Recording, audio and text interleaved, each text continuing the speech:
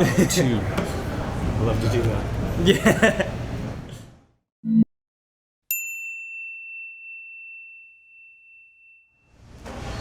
Welcome back, everybody, to another episode of Sake Drinker and Friends from the heart of Napa Valley, back at Momosan at Morimoto in Napa. I wanted to tell you about a couple things before I forgot. Coming up with ToutSuite, you have on the October 19th, Somm to Somm, you have Confident Cooking, and also very exciting, soon next month on November 12th, the Napa Valley Film Festival, which Didier and Susan from ToutSuite will be doing a live stream. Very exciting films, the Somm films coming up, a couple others that we all want to go and watch. So make sure to tune in and go on ToutSuite.com and check it out. But very exciting, we'll get to things. And we have a very important guest today. And I don't get to have master somms or close friends in my show all the time. Although we've had a few, we've had Sir Lucero, we've had a bunch of close friends that have inspired us throughout the year. We have a lot of sake connoisseurs. We have a little bit of everything, but this is the first time that I have somebody that actually has inspired me in the food and wine world. I'll tell you a quick story. When I was working at Trevina, I was serving back there, and Chris, our guest today, came over and he did a quick seminar, and just the excitement about pairings and talking about food and wine, it was beyond contagious, and it really lit a fire that was there but not full going. Besides that, Chris has many hats. He is one of the first, or the first, white American hip hop with the top track, which is called That's the Way Girls Are. That's the Way Girls Are. Back in circa 1987, if I don't recall wrong. Good memory. Thank you. I've been doing my research. Aside from that, Chris is a master somm, and always with something exciting under his sleeve. He's got recently some amazing wine, which we'll talk about. But I wanted to welcome him with a big applause. And Chris, welcome. Hey, thank you, everybody. Thank you, guys. Chris. Oh, yeah, that's awesome, man. Well, that's an incredible welcome, and I should say the same to you, because you're one of the best people I've ever seen on the floor ever. I mean, it's unbelievable what the experiences that I've had thanks to you. I mean, just a few weeks ago, every time I come in, always trying a different sake, always pairing things. I mean, it's just I'm so happy that you said that. No, compliment about me. It's beyond true, and I'm sure you've inspired more than 100 people along this years. So I mean, hopefully inspired and. Yeah, no, in a lot of ways. Beyond that, actually, I went to the rocks seminar one time, and it was outstanding. Where you're talking about the whole terroir and rocks and geography, which is pretty exciting. Do you do much of those? Occasionally, once in a while. I dig rocks for sure. Nice. I enjoy that. I always collect rocks from wherever I go. Nice. Like my mom collects seashells and sand, and I'm always collecting rocks from different vineyards. Nice. So if you go to my house on the counter, I've got different little rocks. You can literally see the composition. I forget to label them sometimes, so that's pretty bad. That's awesome. That's a great way to go. It's something I like to do when I take my stuff out. Is just grab the soil and taste it and just see. Yeah. I'm sure same experience with you. That's pretty cool. As long as it's not guano. Exactly. Yeah. You gotta try just enough moderation. And then beyond that, you have a couple shows coming up as far as the DJ world goes. Yeah, I'm going to be DJing in Detroit sometime soon. I guess in 2 weeks. And just got back from Miami and Las Vegas 2 weeks ago, and so. Yeah, it's going well. Very exciting. It's going pretty well. Very cool. And I'll have to promote this new brand that I have.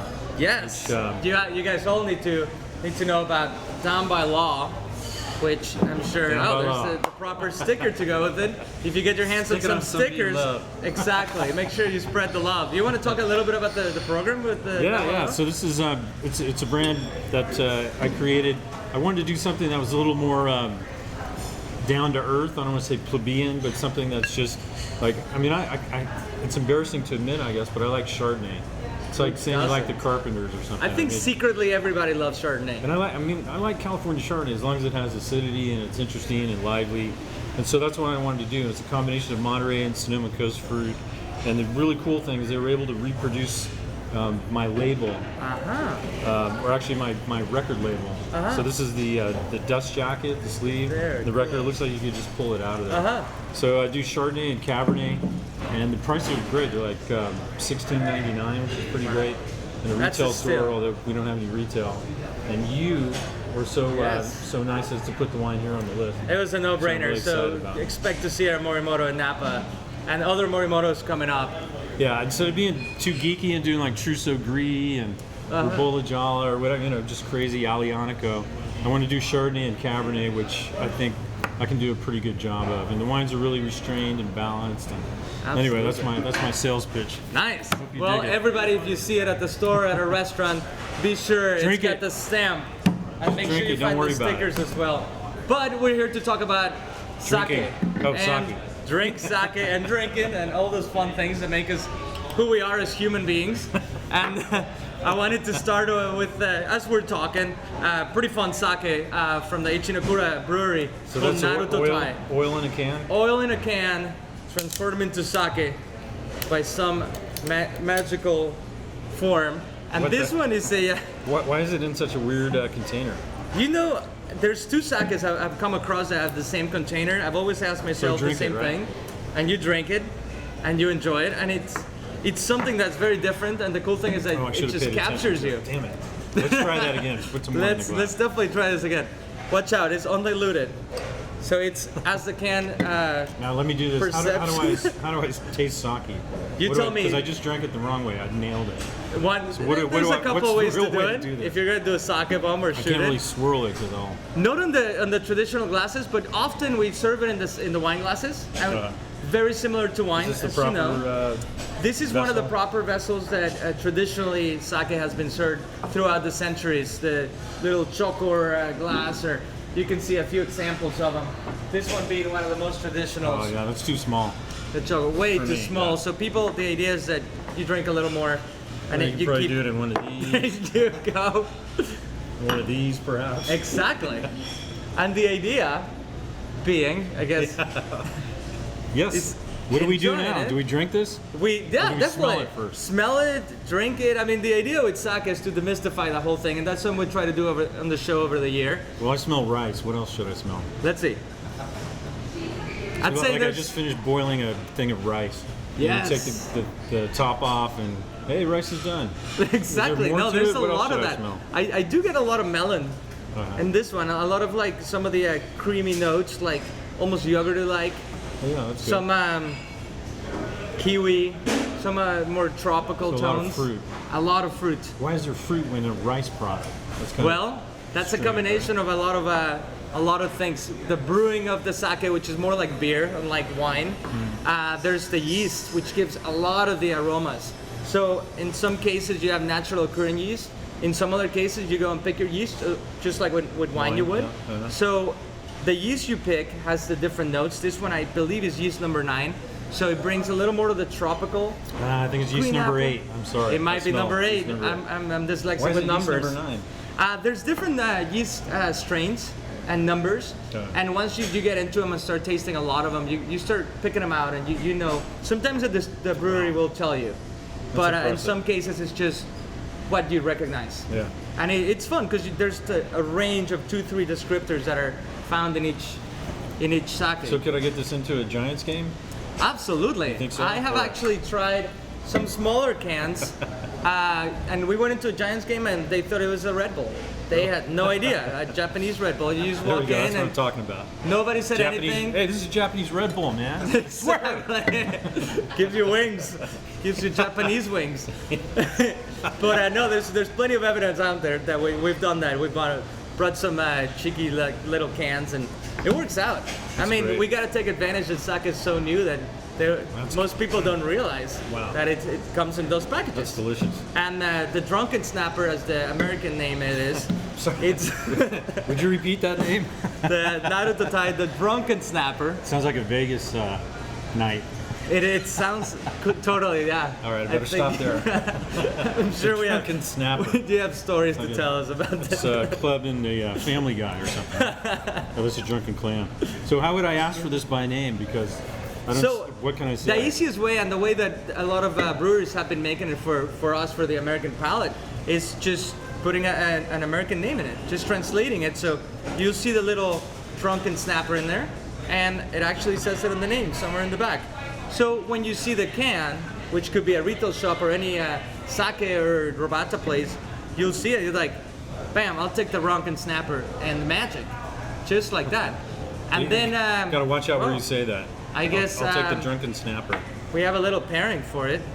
Why not? Jesus, just like that. We have. All right, we better get a close over this thing. Yeah, this is a beauty. The hell is that? Exactly. It's like it just came out of the sea. It's got sea foam and everything. That's what most people say. So this, not to steer away much from the sake, but I guess they saw you, Chef saw you, and he was so excited about displaying something. This is right out of Chef Morimoto's imagination. Do one of these right Bam. here. Exactly. Oh no, I deflated it. You can go like this. There's actually no rules, but what this is a gyoza. It's inspired by ravioli, so there's a bacon foam. There's a crispy tuile. Pork dumplings, yes. Wow.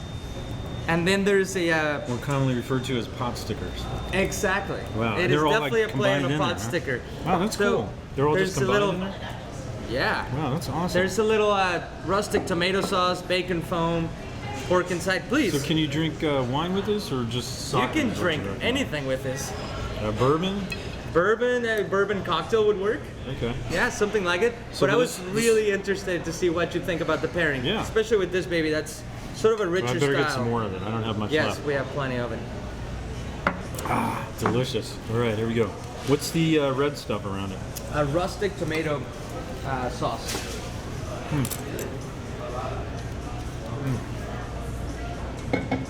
Wow. Good?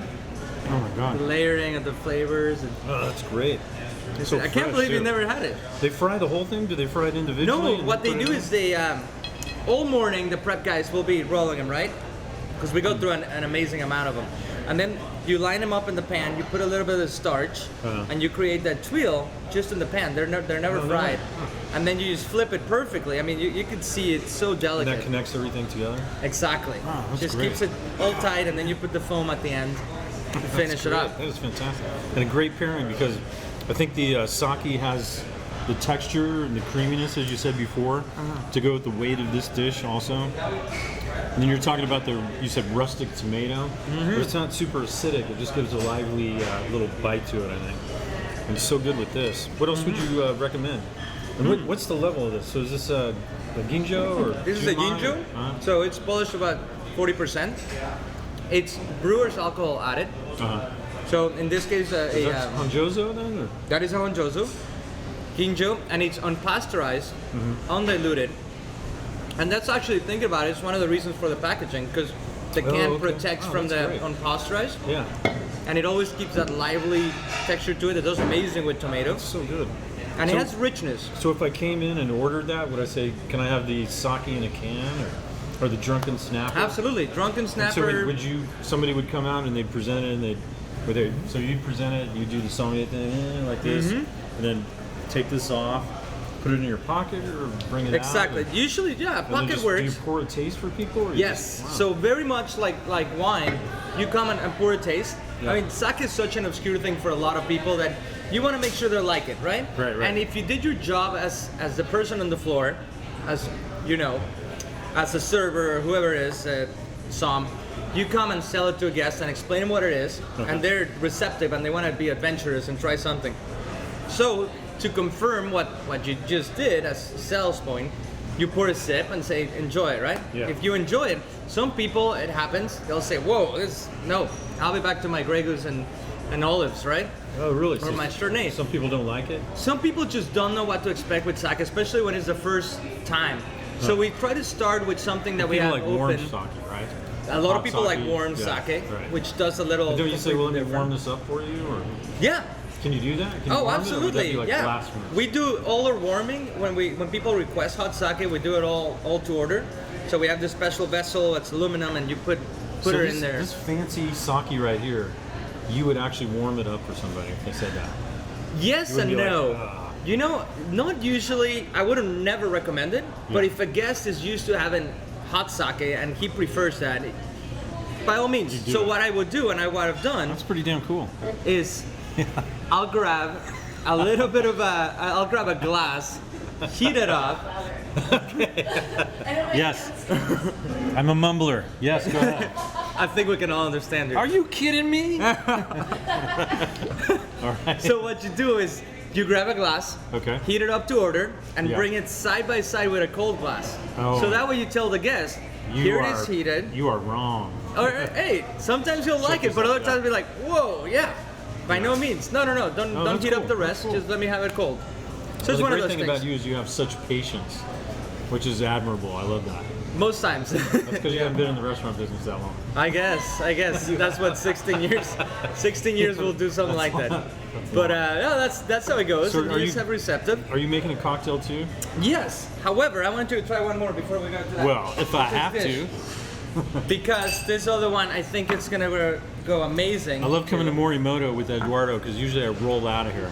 Like, that was the greatest night of my life. We have the fancy wheelbarrow, and people don't remember the next day. And I need the fancy wheelbarrow. That's called Uber, isn't it? exactly, that is called Uber. I'll take not the XL, but the wheelbarrow one. Wow, So that's this fantastic. one, it's a Kimoto style, which is it's a junmai to start with, right? But it's Kimoto. What is a Kimoto? Kimoto is the old method of making sake in which it's an extended fermentation. And usually a lot of breweries try to skip it because it takes so long to make, and it involves laying out all the mash and grabbing some wood poles and introducing the mash by hand. So it's very intensive, but it creates Wow. this rich gamey style, which you have two kinds of rich gamey styles here. You have a nama, genchu, undiluted, richer viscosity, but this one has the oomph. This one is like hairy chested, just like 30 feet, kind of little stocky dude. He never says that at the table, I'm sure. No, never. Yeah. That wouldn't fly. Works well in different markets, but maybe. It's the bear of sakis. Yeah. It is the bear of sakes, indeed, by all means. But And I not don't know, really. I want you mean, to try with it. I think this one actually, this one is more in your face, more aggressive. Where this, I mean, yeah, maybe the texture is a little bit richer and intense, but it's way more balanced. It's like the quiet bear, if you will. Nice. Yeah. You have to take it out Great for way a to couple put of it. drinks and then. Please don't print this.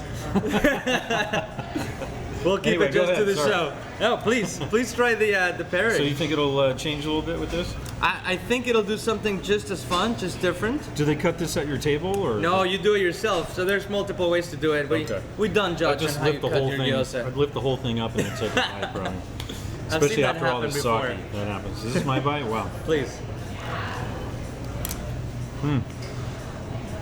And you should have some of the zinc. Just do a little completely different. You almost have like a different cocoa. color. Oh yeah. Yeah. Now that It looks a little, you mention it like that, A little more yellow? Or it's got sort of a little oxidative hue to it, even though there's Why no is that? oxidation in it. There's no oxidation? Not really. No, it's still pretty fresh. This one's unpasteurized, fresh. But you said sake. it's aging, so it's like 6 months or something? Or a Yeah, I year, would or- say about 6 months tops. If Yeah. you see it at a year, it's gonna just turn into something else. It's not gonna spoil normally, but it's just gonna be something other than it was desired to be like. What's the thing with Koji? What's that So all? Koji, it's this asparage mold that what it does, Is because it like the mother of vinegar or like sour mash? Or in a 'cause way, I've never seen it. well, person. actually, this Japanese brewers brought me some in a bag, and it looked like cereal. No. And I guess they were explaining you eat it in the morning, just like cereal in Like Japan. Cheerios or something? Yeah, and it was interesting. It had the texture of like Rice Krispies, and it was a little dusty. Really? Yeah, And that's the that is the koji. mold? Yeah, that is the cultured koji, Wow. and it's used in a lot of things, in soy sauce, in miso, you name it, okay. right? Yeah. Also in shochu, which is a distillate. Yeah, right. But in this case, what it does is the easiest way to explain is grapes have sugar, right? Right. So you can convert all those sugars to alcohol. Right. Rice doesn't. So what koji does, it grabs the starches and all the amino acids and But brings rice them does out have here. sugar. It does have a little sugar, but to Right. bring it out, the koji grabs them and pulls them out and says, "Hey, Okay. come on, we're gonna convert into alcohol and get a party going." Uh-huh. Right? So that's basically what koji does. It's this bully that just goes. Koji's and the party transforms things. starter, right? Exactly. Yeah. Okay. In a lot of ways, it's Yeah. called a moto, which is a starter as well. Koji's the guy that brings the beer to the party. Exactly. Yeah, the one guy with the kegs or the 30 packs, depending on where you are. So then the sugars from the rice then convert using that mold? Exactly. Convert Like to alcohol? the mash of rice is separated into two parts. One of them goes into the koji and gets transformed, and the other part gets the yeast, and then they get both started and they get mixed, and then you have the whole conversion going. I'd like to interrupt the show and call this portion of the show the dumb question portion. Oh, we Do you mind enjoyed if I- that. All right, I'm going to Please. ask you some dumb sake questions. All right. Okay, so everybody talks about rice polishing. This is, 30%, 40, 50%. How the hell do you polish rice? I mean, it's like I used to have a rock polisher when I was a kid.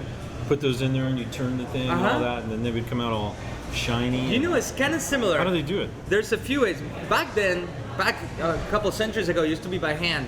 These days, what there is, it's this big machine, almost as tall as our ceiling, and what it does, it has this Well, tell me, bands. how would they do that by hand?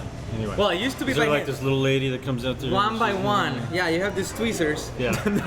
no, you put them in this wheel, sort of like if you can relate a molcajete, where you make sauces in Mexico, Okay, like yeah. a stone Right. ground, almost like that. But obviously, it was an uneven ground to it. Right, So what okay. these machines do that now, it's like Rolls a it around? washer, right? Okay. No, it's two bands. One of them polishes on the way up, and on the way down, it cools the grain of rice because it's fragile. You don't want it to crack. So it just keeps going like that. And to put it in perspective, to do a Daiginjo grade, which is the highest grade, Yeah. it takes up to 72 hours to get one batch So the going. machine's always going like that. Always going. And so all the Polishing and dust and everything cooling. falls Polishing out. and cooling. Yeah. And it becomes the stuff that I drink, which is called Nagori sake. Well, Nagori actually, it's the least from making the sake Yeah. get filtered and then reintroduced most likely into the Okay. mash. And speaking of Nagori, and since you brought her up earlier, We're talking about carpenters and liking Chardonnay. I love Nagori. It's kind of embarrassing because it's a little sweet, but I can get a full bottle for like $12 at my local crappy sushi place when I'm traveling around.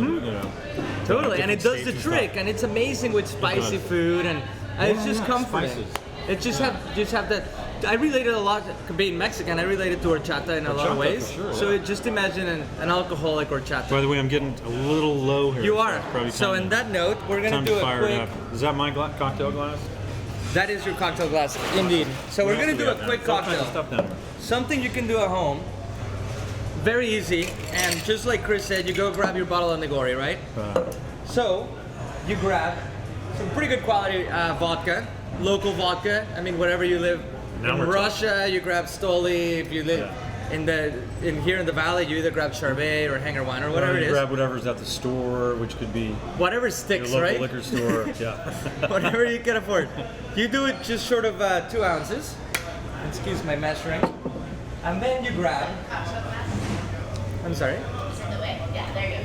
Nagori sake, which Chris has been talking about. So it has that creaminess. As you can see, this one's almost like It's like horchata, yeah. it for is like sure, yeah. horchata in a Like lot of rice ways. milk. It has a little bit of a creamy texture to it. You do just about an ounce. That's called the Snow Maiden. The Snow Maiden, Tozai Nagori.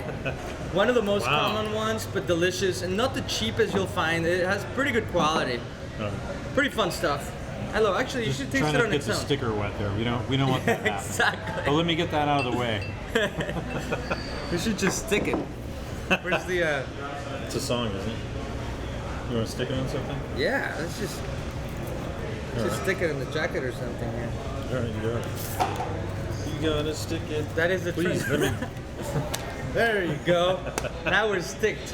So we'll do a sip of simple syrup, Oh, whoops. Making a mess. Somebody will find that eventually. a little yuzu juice, just a splash, which you can find at any Japanese store. And a what little is lemon. yuzu? Japanese Yuzu? lemon, right? Exactly. Yeah, right. So it's a casita lemon, very aromatic. And Oh, let me is know this what my you think of taster? that. That's all yours. We don't want you to dry up. Oh, it's not as sweet. No. Wow, it's amazing. This isn't as sweet, and it's a little grittier too.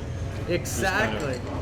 Yeah, it's like going to a soccer game on Saturday morning and having a little, what are they, what's that, rice and arroz con leche? Oh, there you popsicle? go. God, that's good. Totally. And then we'll do, obviously, a little, it's all in the eye, right? So the aesthetics of the cocktail a lot of times is what draws you in. And we'll put a little I wasn't edible paying orchid. attention. So you had vodka and then Vodka, the Nagori, Nagori. just about an ounce. Splash of yuzu, splash of Okay. lemon, splash of simple syrup. so you had Simple. yuzu and lemon too. Yeah, just a splash, because yuzu brings a Yeah. lot to the party, brings the flowers to the party, if you will. Brings the flowers. In. Yeah, it's like the aromatic element to it. So you can take that out and then use that as a little. That's the little garnish there. It doesn't fit in with the bear routine here. All right, so. I pronounce that fantastic. You like it? Yeah. That's the first time I do that. Very refreshing, very delicious. Yeah, that'll do the trick. That'll definitely do the trick. And And if when you you're had a at side of home, whiskey there, that'd be perfect. exactly, to chase it, right? To balance and chase. If you're at a party at home, you just bring all these elements which you mentioned. Just make it happen. If not, email me, eduardodingler@gmail.com or eduardo@morimotonapa.com. For anything you need, we can send you some sake, some retail, some ideas of the cocktails. If I email you, you'll send me some sake. I will send you some sake. That sounds by great. all means, especially Count to me you, in. Chris. Okay. You just give me the address. And anything you guys need. A couple other things to wrap up. Thank you very much, Chris. Thanks for having me. Such an honor It's having you in honor. your busy Yeah. schedule That's and for great. sharing the wine and all Thank these you. things with us. It's really fun. If you see this guy out there, just make sure you get an autograph, okay? And Try not to trip me. next month we'll have Judd Finkelstein from the Judd's Hill Winery and the Judd Napa Valley The show. Malachi Gents or whatever. The Malachi He's got a great Gents. band, yeah. Amazing. Another really, really fun person. But cheers, man. Thanks Yeah. for joining us. I'm gonna go float on out of here. Exactly. We'll take you out. All we have to do Cheers, is. guys. Thank you for joining us. I'm gonna go walk down the steps. See you later, guys. Bye.